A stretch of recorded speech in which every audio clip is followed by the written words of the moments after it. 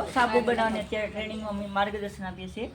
આ વસ્તુ છે ઓર્ગેનિક સાબુ બનાવવાનું સોપ બેઝ, સાબુનો બનાવવાનો બેઝ છે અને સોપ બેઝ કહેવામાં આવે છે.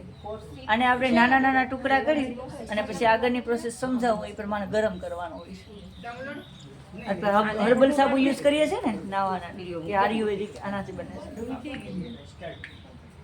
નાના નાના ટાંકવાના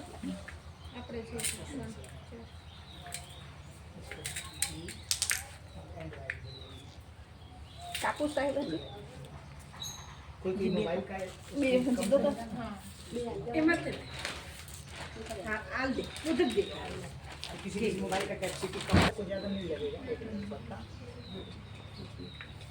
આપણે જે બનાવીએ છીએ એ ગુલાબ સાબુ બનાવીએ છીએ, તે ગુલાબનો ફ્લેવર નાખીને. એટલે એની અંદર આપણે જે કલર નાખવો હોય તમે નાખી શકો. કલરો તમને આપવામાં આવશે, જેવો કલર નાખવો હોય એ નાખી શકશો. ત્યારે આપણે આ રેડ કલરમાં ગુલાબ સાબુ બનાવીશું. ના પરફ્યુમ છે, આ 10 ગ્રામ અને આ 2 ml. માપ સાઈઝ તમને કહી દેશે. હવે આને ગરમ કરે છે. હા,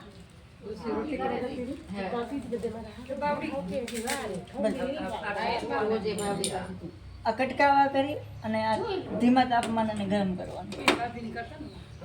અને સ્ટીલનું જ બર્તન હોવું જોઈએ, આવું જાડું પણ નહીં. આસું ધાતુનો નહીં ચાલે.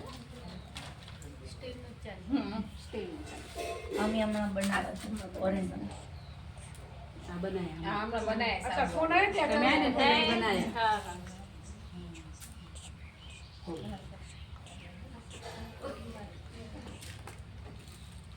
પછી કલર, ફૂડ કલર કહેવાય છે ને. આ છે પરફ્યુમ. પરફ્યુમમાં પણ તમારે બોટલને ખોલવામાં આ રીતથી બુચ જ પેકિંગ રાખવું પડે ને. રૂડી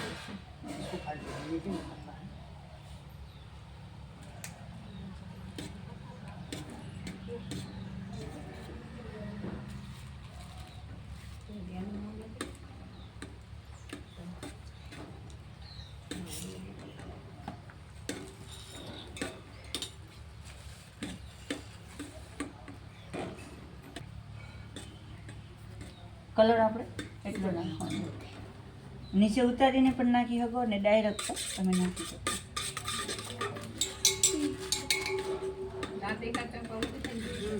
ના, એ તો નીચે લઈ લે. નીચે લઈ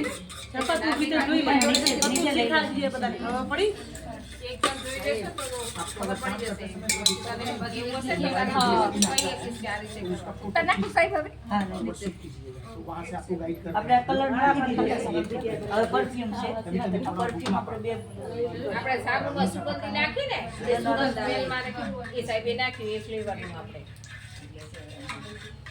હવે એ બધું તૈયાર થઈ ગયું છે આપણે બધું. એટલે ફટાફટ તમારે એમાં રહેવા નહીં જવાનું. ગરમ થઈ ગયું. આ સિલિકોન મોડ કહેવાય છે. મોડની અંદર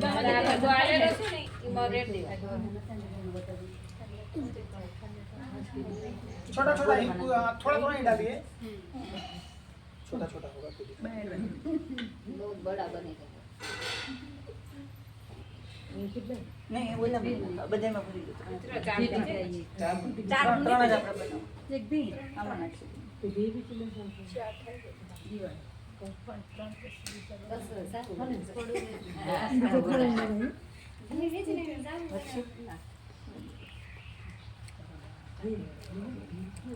બનાવી શકો, લવંડરનો બનાવી શકો, ગુલાબનો બનાવી શકો, મોગરાનો બનાવી શકો, લીમડાનો બનાવી શકો, એલોવેરાનો બનાવી શકો.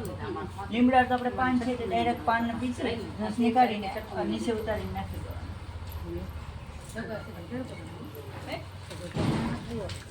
થઈ ગયા ત્રણ મચકી છે. ત્રણ બનાવે છે. आती हैं ना, आपका समूह चलता है.